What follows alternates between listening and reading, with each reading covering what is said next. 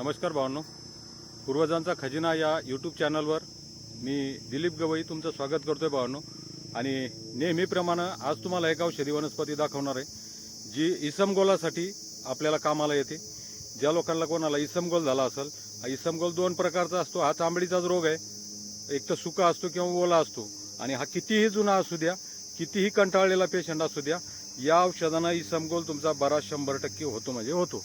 तर अशी औषध आहे, आज तुम्हाला ते औषध मी दाखवणार आहे भावांनो।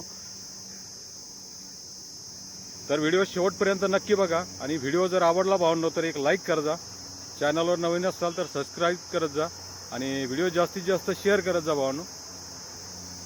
तर चला तुम्हाला आज त्या झाडाची ओळख करून देतो आणि त्या औषधीची ओळख करून देतो, त्याची माहिती सांगतोय। चला, तर बघू शकता तुम्ही, हे बघा, हे तुम्हाला दिसत असेल, हे हिवराचं झाड आहे। जरा जवळून दाखवायचा प्रयत्न करतोय तुम्हाला, माझ्यासोबत कॅमेरामॅन नाहीये, पण तुम्ही बघू शकता हे हिवराचं झाड आहे।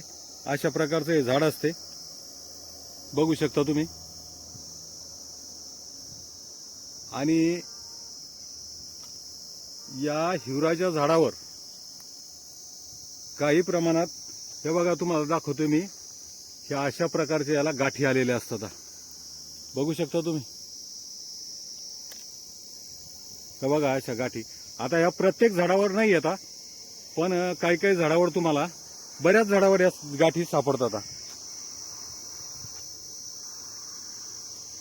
आता काही लोकांच्या मते हे झाड विषारी आहे, काही याच्या खाली बसण्यासाठी पण चांगलं नाही असं लोक समजतात। पण या झाडाचं मानवाच्या जीवनासाठी एक योगदान आहे भावांनो, माझ्या ते नजरेत आलेलं आहे, म्हणून म्हणलं चला व्हिडिओ बनवावा। तर याच्या गाठी येतात भावांनो, हे इसमगोलाचं एक जबरदस्त असं औषध आहे। तुमचा इसमगोल कसाही असू द्या, कितीही जुना झालेला असू द्या, या इसमगोलामध्ये प्रचंड खाज सुटत असते आणि माणूस खाजू खाजू परेशान होऊन जातोय। अशा वेळेला तुम्हाला ही वनस्पती या दुःखातून मुक्त करण्यासाठी उपयोगी पडू शकते।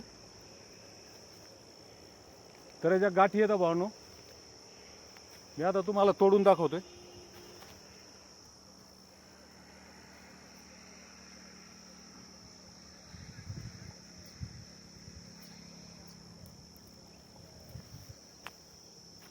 बघा, या अशा प्रकारच्या याला गाठी असतात।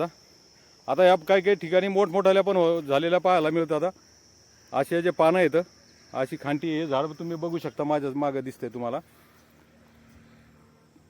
तर भावांनो, जर कोणाला इसमगोल झालेला असेल तर ह्या गाठी वाळलेल्या जर झाडाला असतील तर लयच चांगलं, आणि नसतील तर ह्या तोडून तुम्ही वाळू घालू शकता आणि वाळू घालून याला जाळायचं आहे।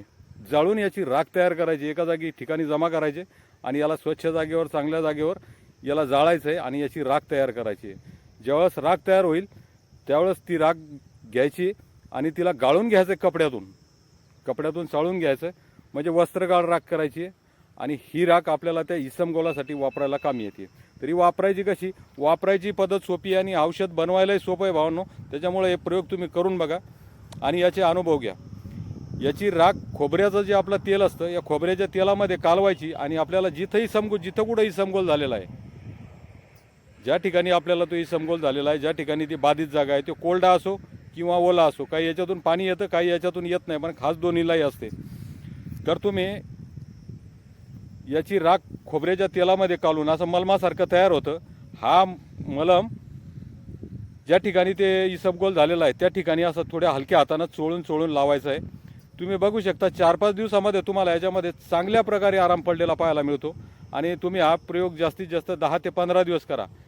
15 दिवसामध्ये तुमच्या त्या जागेवरचं संपूर्णपणे नष्ट झालेलं तुम्हाला पाहायला मिळेल।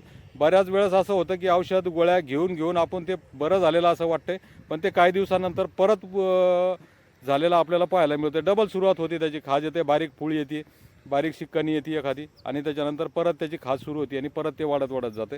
याला तुम्ही या बिमारीला जेवढं खाजवत गेलं, नखानी जास्त जर खाजवलं तर ते जास्त वाढत जाते। त्याच्यामुळे याला नख कधी लावायचं नाही, नखानी खाजवायचं नाही। तर बघू शकता भावांनो, ह्या गाठीचाच वापर आपल्याला करायचा आहे। फक्त गाठी काढून घ्यायच्या। वाळलेल्या जर झाडाला असतील तर काही झाडाला मोठाल्या अशा गवऱ्यासारख्या पण आपल्याला पाहायला मिळतात। वाळलेल्या असल्या तर ठीक आहे, नाहीतर तुम्ही ह्या ओल्या असल्या ह्या तोडून ठेवायच्या आणि याला वाळवायचं, वाळल्याच्या नंतर पेटून घ्यायचं याला। अशा प्रकारे तुम्ही हे औषध बनवू शकता आणि या बिमारीपासून निजात मिळवू शकता भावांनो।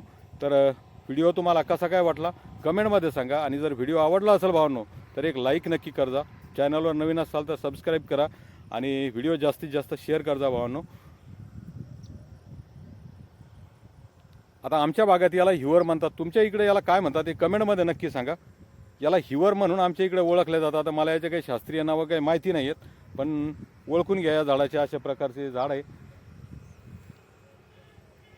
बहुधा हे सर्वांच्या परिचयाचं असतं. भारतामध्ये आपल्याला महाराष्ट्रामध्ये कुठेही आपल्याला सहजपणे शेतात पडितात जंगलात कुठेही हे सहजपणे आपल्याला मिळणार आहे. प्रत्येक झाडावर या गाठी नसतात, पण काही बऱ्याच झाडांवर तुम्हाला या गाठी पाहायला मिळतील. या गाठी आणा आणि जर कोणालाही समजवलं असेल तर याचा वापर करा भावांनो.